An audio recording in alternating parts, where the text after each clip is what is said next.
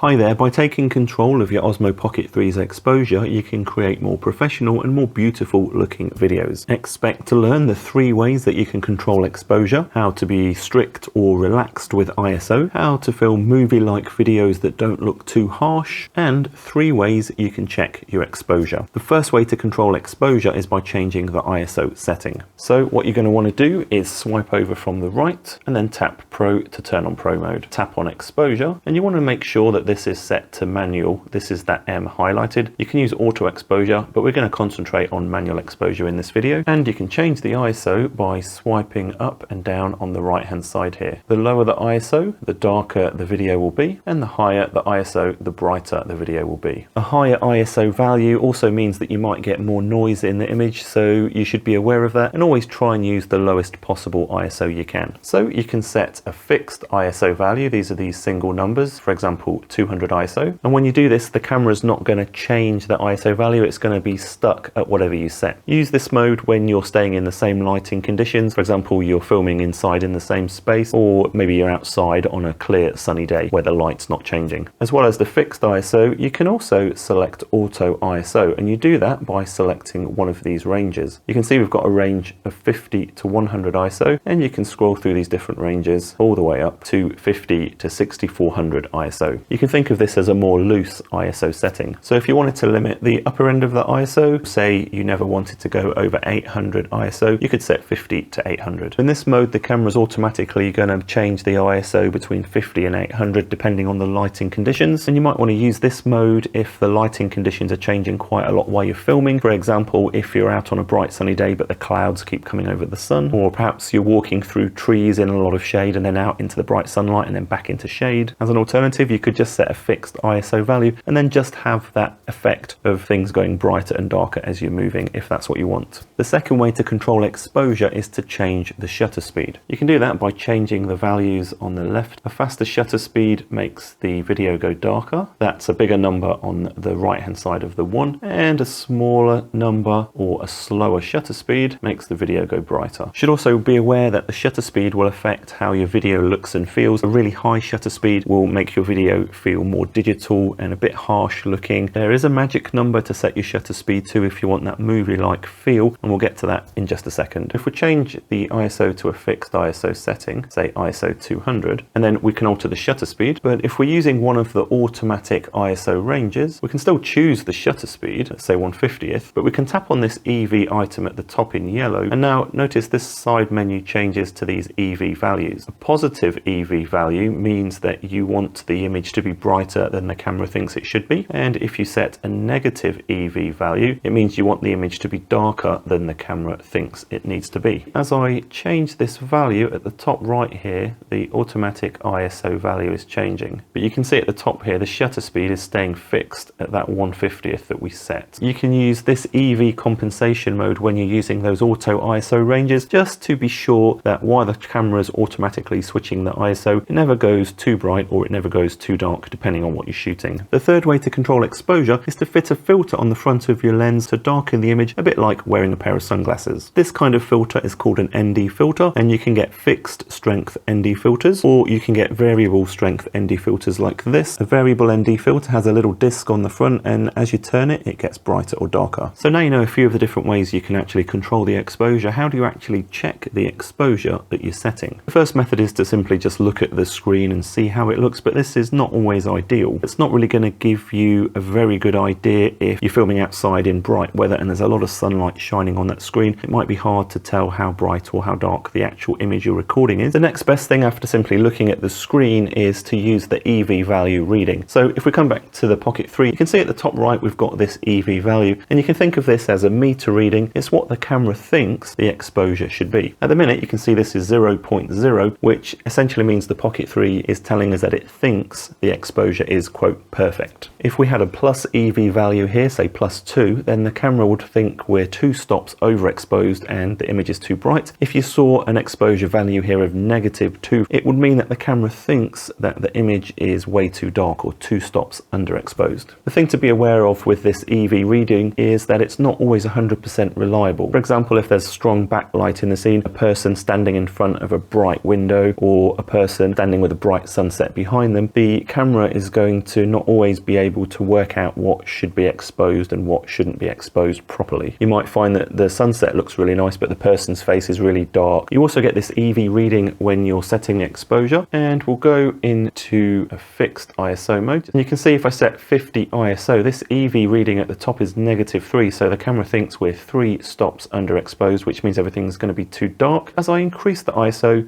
you can see this EV reading increases. It's now -1.3, and if we increase the ISO to 800, it's now +0.3. So it's saying maybe we're a little bit overexposed. If we continue to increase the ISO, we're up to 6400. It's now telling us that it thinks it's 2.3 stops overexposed. So using this EV value is the first way to check exposure. Methods 2 and 3 require you to use the Mimo app and connect to your Pocket 3. So here we are in the DJI Mimo app. The first method to check exposure is to tap on the 3 dots at the bottom left here and then scroll down and turn on this overexposure alert. What that's going to do is it's going to put these zebra lines on the screen where it thinks the image is overexposed. What this means is these zebra lines will possibly be completely overexposed. They'll be completely white, and any detail in those areas might be completely lost. We might not be able to get it back when we're editing the video. If those areas were really important to us, then we'd want to go and modify the exposure. For example, we could change the ISO, maybe drop that to 200. The zebras have disappeared on most of the image. We're still getting them on these 3 squares here,